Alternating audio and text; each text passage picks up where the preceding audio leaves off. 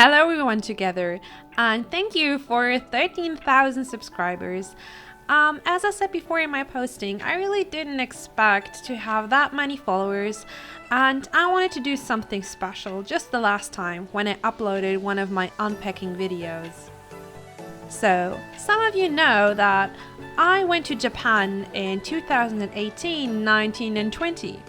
And one of those years, I actually went to one of those special collaboration cafes. And when I was there, it was actually a Diabolik Lovers Cafe.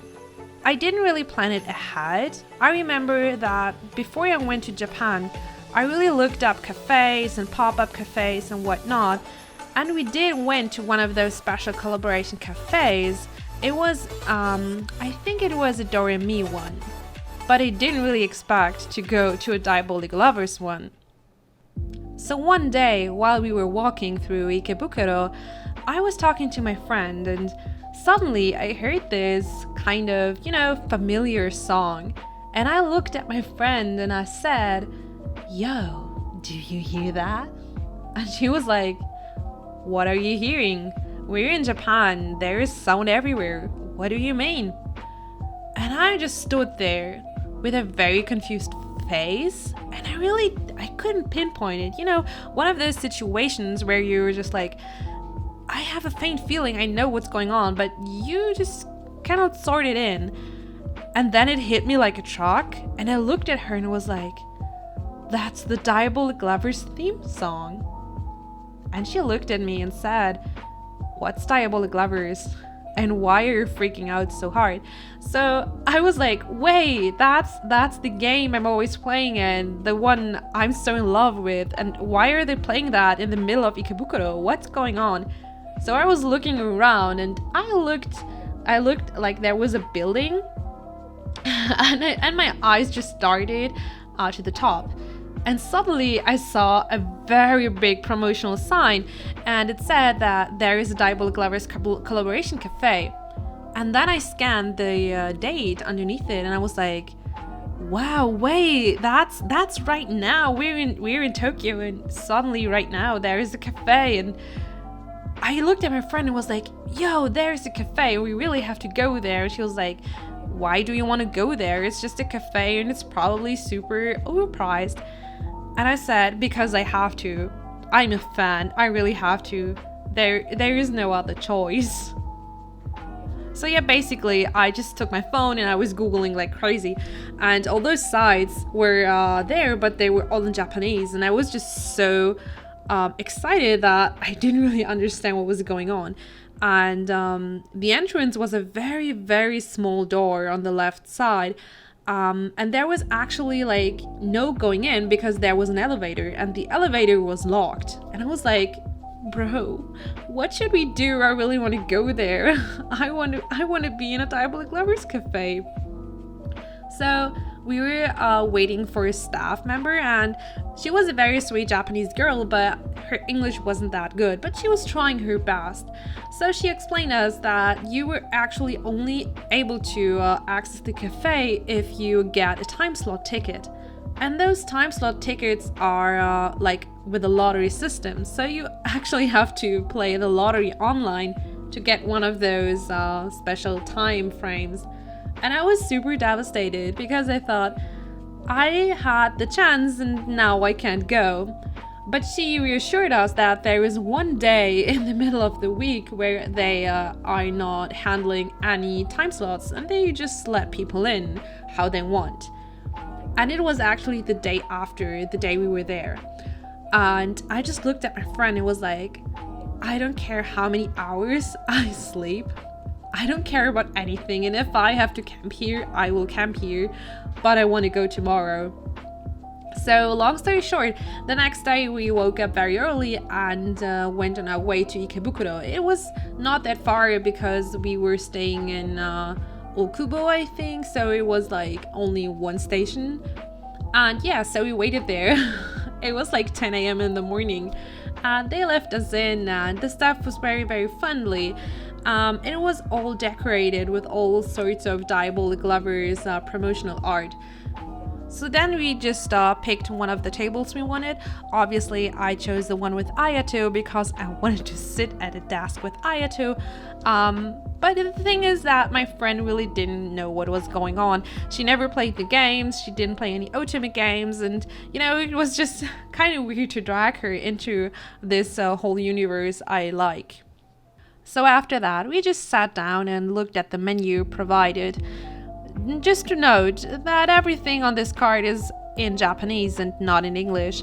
That's because those cafes are usually carded for Japanese people and not for foreigners. Not that they don't welcome you if you are a foreigner, but it's pretty hard to get access to those cafes or even understand when you can access them, so I kind of got the idea behind this. Some of the staff members were also able to speak English, so we were not that lost. So in those cafes, you have to write down what you want on your own, and then one of the staff members will collect it and bring you your food. It's just kind of weird, so as you might have guessed, we were kind of confused on how everything was going on and what we were able to do. That's why I even tried to do a little bit with Google Translate. It was early. Don't blame me. So, the drinks. Well, they had drinks for all the Diabolik boys, which is great, but for a price of 630 yen each, plus tax, which is about $6, you're not that happy when you're just getting a red tinted soda with a little bit of syrup, But that's what those drinks are. I remember getting the Ayato drink and the Lighto drink, and it was just colored water with some berries and ice cubes. It wasn't really special. My friend got one of these, I think they were like coffee drinks. I'm not sure, I don't remember anymore, but she told me that they were overly sweet with a very, very heavy sweet cream. So you're getting sugar for $6. The same goes for the food. I had one of those invitation cakes because, it was morning. I really didn't want to get one of those omelets or risottos. So I was like, maybe I should get a cake and a drink. Well, let me tell you that those cakes are not great. I know every one of us was expecting something great, especially for that price, but no. You were getting a small cake for about $10, or was it $11? I don't remember. But it was basically just strawberry jam and a simple cake with a little bit of icing. Same goes for the donut. My friend let me taste it, and I'm going to tell you that it was pure sugar. There was nothing fancy about it. It was just, as you can see, it's just a donut with a lot of icing on top. I mean, it looks cute, and I understand that it's great for fun, but if you just look at it from another perspective, like price-wise and what you're getting, the quality, it isn't really that great.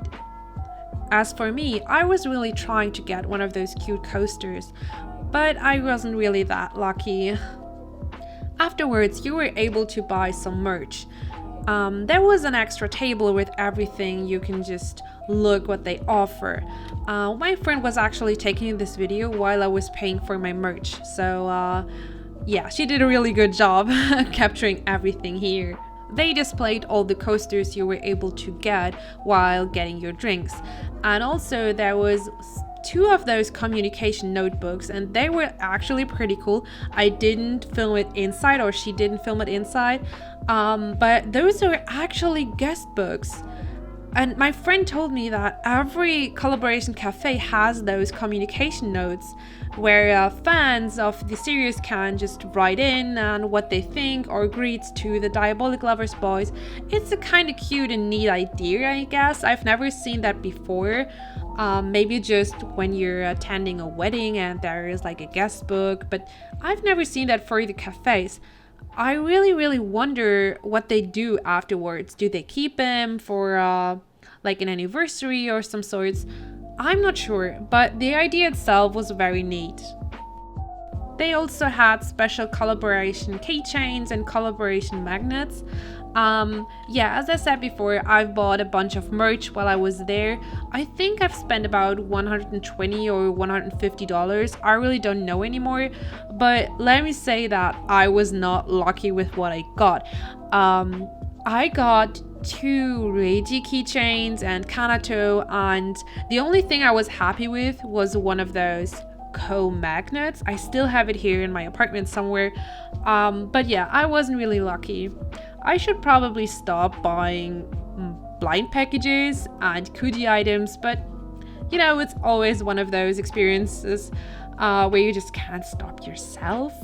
But yeah, overall, if you ever have the chance and you're traveling to Japan and there is actually a collaboration cafe of one of the series you like, or even Diabolik Lovers, I would probably tell you go there. Taste the food, get like immersed in all the Diabolik Lover stuff and all the music and the decoration. It's really great when you're a fan. I really hope you enjoyed this kind of video. I wanted to do something special for so many subscribers. I initially wanted to upload a regular video, but people really liked my unpacking video and I had this material for so long and I only shared it on my Tumblr. So I thought I should probably show you how those cafes are actually looking from the inside. Thank you everyone and see you next time!